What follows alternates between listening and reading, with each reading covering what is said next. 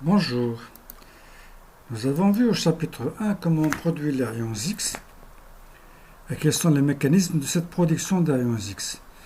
Dans le chapitre 2, nous avons vu quelles sont les interactions des rayons X avec la matière et nous avions vu qu'il y avait de la diffusion élastique, de la diffusion inélastique, de la fluorescence X, de l'absorption, etc., etc. Dans ce chapitre, nous allons nous intéresser à un cas de ces interactions des rayons X avec la matière, c'est le cas de la diffusion élastique. Et c'est donc la diffraction des rayons X par les cristaux. Mais avant cela, faisons quelques rappels. Alors, la matière solide est composée d'atomes que l'on peut voir comme des boules élémentaires qui s'assemblent entre elles. Ici, donc, c'est la structure du verre, donc avec le silicium en bleu, donc dans un environnement tétraédrique et qui s'assemblent entre eux. Alors, cet assemblage donc, peut être de manière irrégulière, c'est le cas ici, c'est le cas du verre, et on appelle alors cette matière de la matière amorphe ou vitreuse parce qu'on ne voit pas de symétrie ni d'ordre dans cet agencement. Donc, ces polyèdres donc, ou ces atomes donc, s'assemblent de manière irrégulière. Mais elles peuvent également s'arranger de manière ordonnée, comme on le voit sur cette figure, donc, et c'est le cas de la matière cristallisée. Et on parle alors de structure cristalline. Et on voit bien que dans cette structure, il y a un ordre suivant les trois directions de l'espace. D'ailleurs, c'est une structure donc, à tunnel, donc avec de gros tunnels, donc, joli à voir, mais qui a des propriétés intéressantes. Alors, rappelons un peu quelques définitions. Alors, le motif. Le motif du cristal, c'est le groupe d'atomes ou l'atome qui permet, par des translations seulement, d'engendrer la structure cristalline. On voit par exemple sur ce modèle, donc sur cette figure donc en deux dimensions, que le motif, si je considère le motif qui est entouré en rouge, on voit qu'on retrouve le même motif si on se déplace d'une période donc en arrivant ici, si on se déplace dans cette direction, si on fait une translation dans cette direction puis dans celle-là, on retrouve à chaque fois la même chose. De même, s'il s'agit donc d'un réseau tridimensionnel, donc on aurait la même chose avec donc des translations perpendiculaires au plan de la figure. Donc, suivant la trois directions, et on peut engendrer toute la structure cristalline à partir donc de cette translation.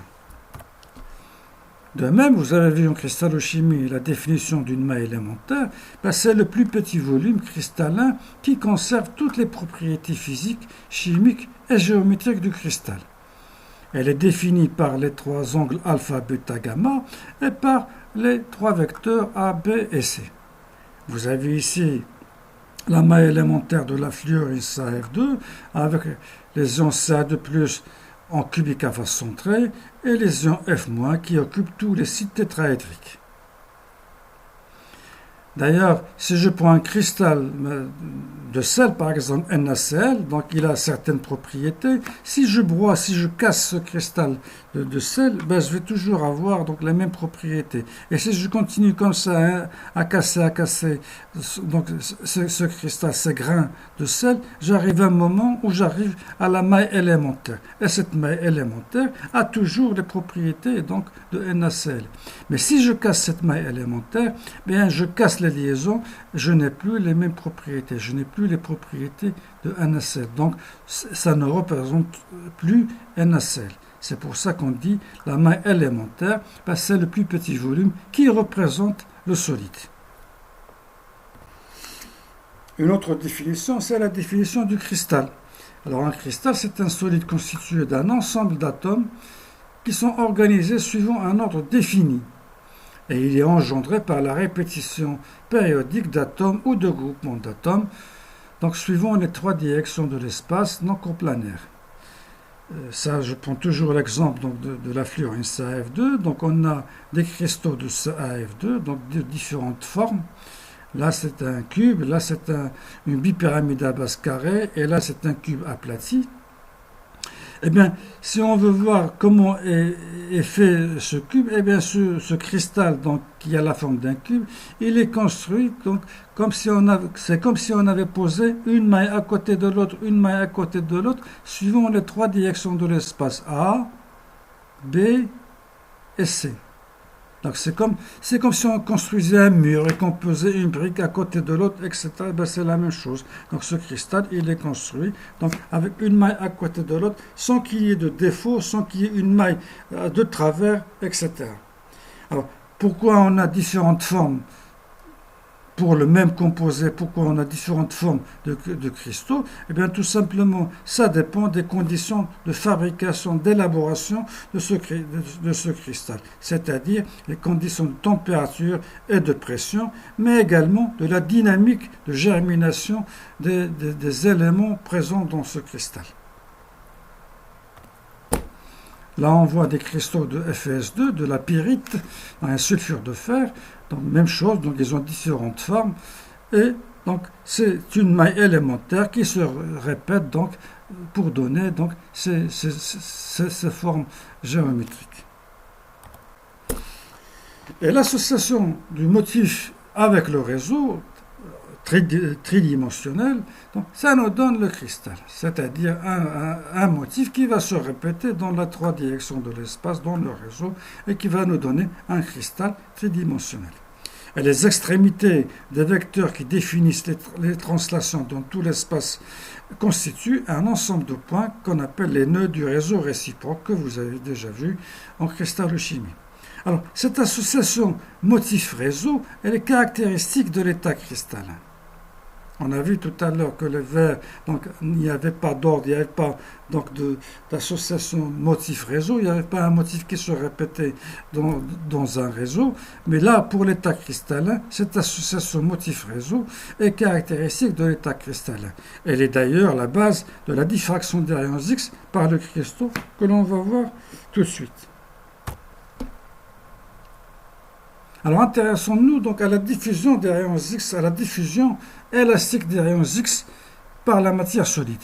Alors déjà après la découverte des rayons X, donc un physicien, Max von Laue, a constaté que lorsqu'il envoyait un faisceau de rayons X sur de la matière cristalline, il avait constaté qu'il avait donc des faisceaux dans certaines directions uniquement, qu'il n'y avait pas une diffusion comme on envoie la lumière blanche sur un mur ou sur un solide, qu'il n'y avait pas une diffusion dans toutes les directions, mais uniquement dans certaines directions. De la même façon que la lumière, elle est déviée, elle est réfléchie par certains minéraux transparents.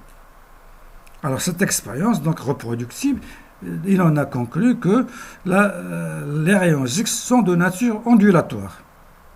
Alors avec ce constat, un autre physicien, Bragg, a fait les mêmes recherches et il a mis à profit cette découverte et il a pu démontrer la structure périodique dans les cristaux, c'est-à-dire il a pu démontrer que dans les cristaux, les atomes étaient répartis dans des empilements périodiques. Donc, c'est comme ça que l'analyse des cristaux par les rayons X allait devenir le moyen d'observer l'architecture de la matière solide à l'échelle des atomes. C'est comme ça qu'est née la radiocristallographie.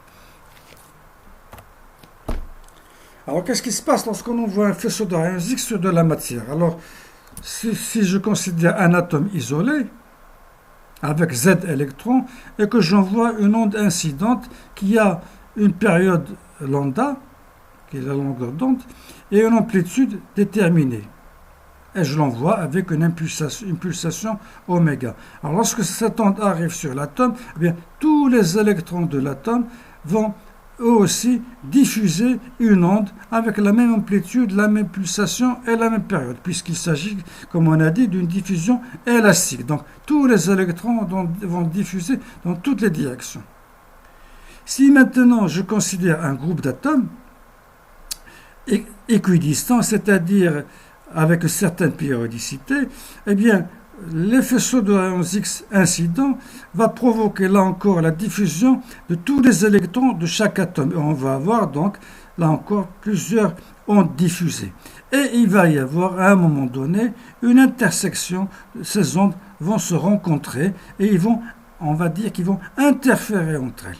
Alors c'est comme si vous jetez deux cailloux dans l'eau.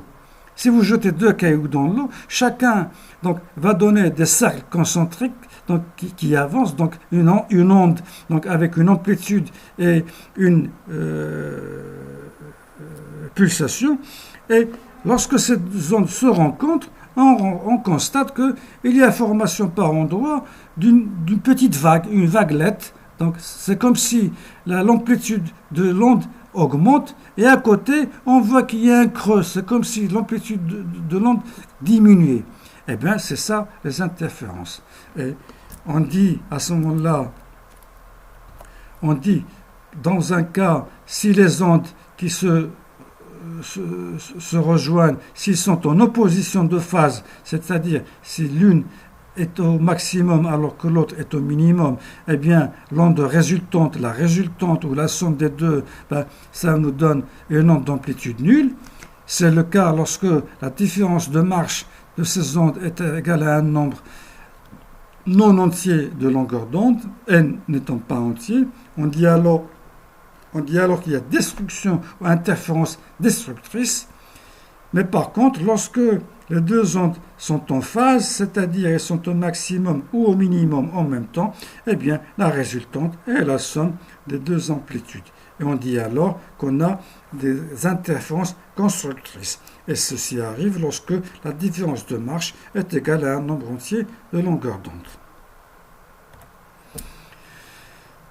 Eh bien, c'est ce qu'avait constaté Von Lohe. Donc, lorsqu'il envoyait des faisceaux de rayons X, il avait constaté qu'ils étaient déviés dans certaines directions. Eh bien, c'est tout simplement parce qu'on a ce phénomène d'interférence qui fait que dans certaines directions, on va avoir une amplitude plus grande, dans d'autres directions, on va avoir une amplitude qui est nulle.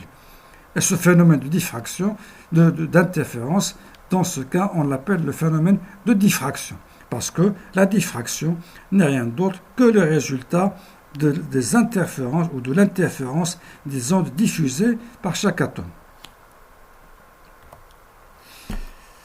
Une analogie peut être faite avec les fentes de Young ou des réseaux optiques, c'est-à-dire des fentes qui sont à une distance d bien déterminée, qui est généralement entre quelques microns et quelques millimètres.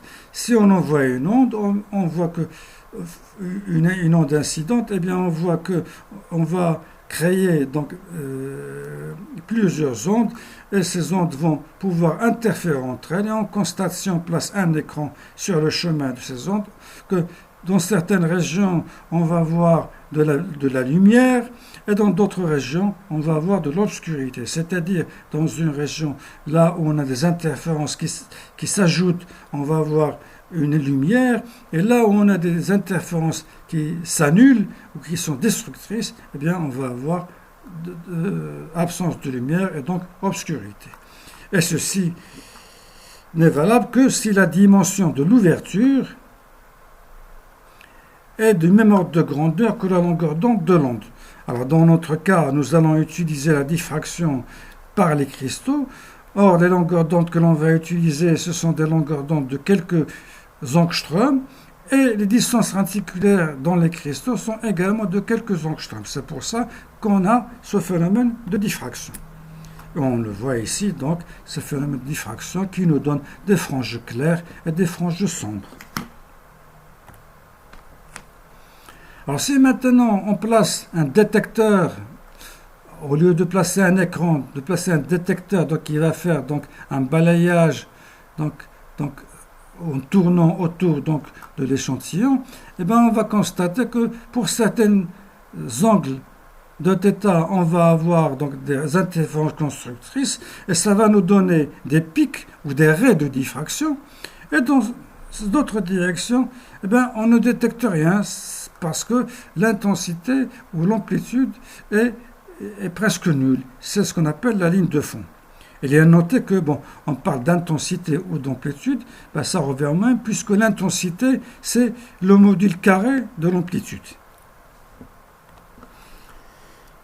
Donc si je ramène ça donc, à un réseau cristallin et que je considère donc une famille de plans réticulaires D2HKL avec un faisceau incident qui arrive, eh bien, sur ces deux atomes, eh bien, si je place un écran, eh bien, on constate que si les ondes qui arrivent au même endroit sont en phase, ben, leur amplitude va s'ajouter, et s'ils arrivent au même endroit mais qu'ils sont en opposition de phase, ben, leur amplitude vont s'annuler. Dans un cas, on va avoir une intensité plus grande, donc on va avoir carrément un pic d'intensité ou une raie, et dans l'autre cas, on va avoir une intensité nulle. Et pour formuler tout ça, ben, sachant que au moment où ces deux faisceaux donc, vont interférer, il faut que la différence de chemin optique, il faut qu'elle soit égale à un nombre entier de longueurs d'onde, delta égale à n lambda, pour qu'on ait des interférences constructrices, c'est-à-dire pour que les amplitudes s'ajoutent. Ben, c'est ce qu'on va voir. Donc on a ce faisceau qui arrive sur A, et qui repart, ce faisceau qui arrive sur B et qui repart. Alors la différence de chemin optique, c'est la différence de chemin parcouru par chaque onde. Alors, on voit que la deuxième onde parcourt un chemin plus long. Et si je trace la perpendiculaire à ce faisceau et la perpendiculaire à ce faisceau, on voit que finalement, la différence de chemin optique, ben, c'est HB plus BK. Ça, c'est égal à ça, et ça, c'est égal à ça. Et la différence entre les deux, c'est HB plus BK. Donc, delta est égal à HB plus BK. Et HB n'est rien d'autre que sinus θ sur l'hypoténuse qui est D2HKL, et BK, pareil, sinus θ sur l'hypoténuse qui est D2HKL. Ce qui nous donne, donc, la différence de marge, c'est 2D sinus θ égale n lambda, n étant entier. Et c'est ce qu'on appelle la relation de Bragg, et c'est une relation que nous allons beaucoup utiliser dans ce cours. Alors, dans le cas de la diffraction, lorsqu'il s'agit de la diffraction, ben, on prendra n égale à 1. On verra plus tard, donc pour la fluorescence, que n peut prendre plusieurs valeurs.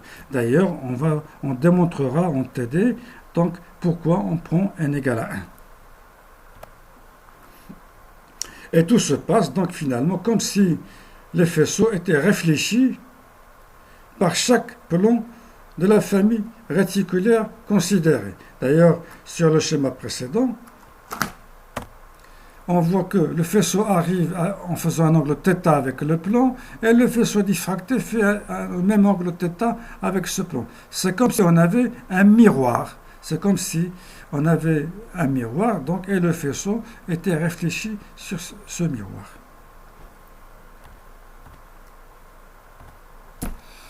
Alors maintenant, essayons de voir un peu ce qui se passe si on considère non plus un seul plan réticulaire, mais plusieurs plans réticulaires.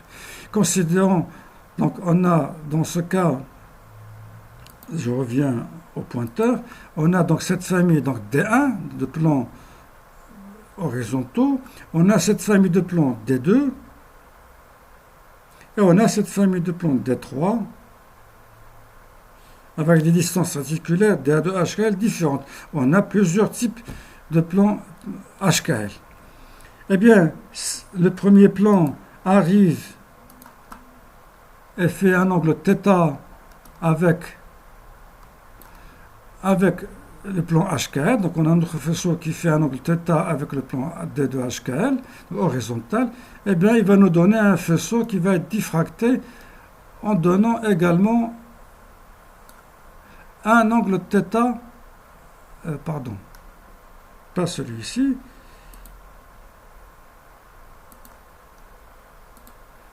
donc si je reviens au stylet, donc il va nous donner un angle avec un angle θ qui est à peu près le même. Si je considère la famille de plans D2, donc, eh bien, on a un angle qui est presque de 60%, de 60 degrés, et bien le faisceau qui va être diffracté en faisant un angle. Donc le faisceau incident, il fait cet angle-là, et le faisceau diffracté fait le même angle. Donc dans une autre direction. Et si je considère encore le plan D3, eh bien, le plan D3, donc c'est celui-ci. Donc j'ai un angle θ qui est celui-là, qui fait presque 90 degrés. Eh bien, je vais avoir donc un faisceau diffracté qui fait presque aussi un angle de 90 degrés. Et on voit bien que finalement, chaque plan ou chaque famille de plans réticulaires va me donner un faisceau diffracté dans une direction déterminée. Donc, si je place un détecteur donc, aux alentours donc, qui permet de détecter les faisceaux qui sont diffractés, eh bien, je ne vais rien, au début, je ne vais rien détecter parce qu'il n'y a pas d'interférence constructrice, il n'y a pas de pic. Et quand j'arrive au niveau du premier faisceau diffracté, hop, je vais avoir un pic de diffraction parce qu'il s'agit d'une intensité qui est non nulle, donc d'un faisceau diffracté correspondant à des interférences constructrices. Et puis ensuite, je n'ai rien, jusqu'à ce que j'arrive, hop, θ2. Et donc là, j'ai un pic de diffraction. Et puis encore rien. Hop, quand j'arrive à θ3, j'ai un pic de diffraction. Et donc je vais avoir, si je mesure, si j'analyse tout ça et que je l'enregistre, je vais avoir pour chaque famille de plans HKL des pics de diffraction ou des raies de diffraction.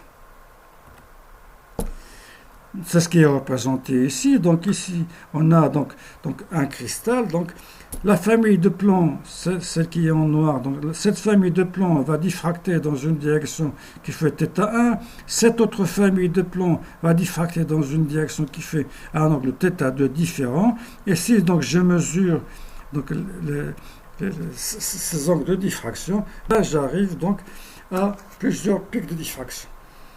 Alors, à quoi me sert cette mesure? Eh bien, selon la relation de Bragg, donc la mesure de l'angle θ me permet de déterminer la direction des plans atomiques. Connaissant donc la direction de l'onde du faisceau incident et connaissant la direction du faisceau diffracté, on va donc en déterminer donc le plan, la direction du plan responsable de la diffraction. Deuxième chose, on peut calculer les distances interréticulaires des deux HKL à partir de θ. Et troisième chose, puisque les D2HKL, donc les distances interréticulaires, sont des fonctions des paramètres cristallins A, B, C, alpha, bêta et gamma, on va pouvoir donc déterminer donc, les paramètres cristallins d'un composé donné, rien qu'à partir d'un spectre de diffraction des rayons X. Donc c'est ça, donc les renseignements que l'on tire à partir de la relation de Bragg.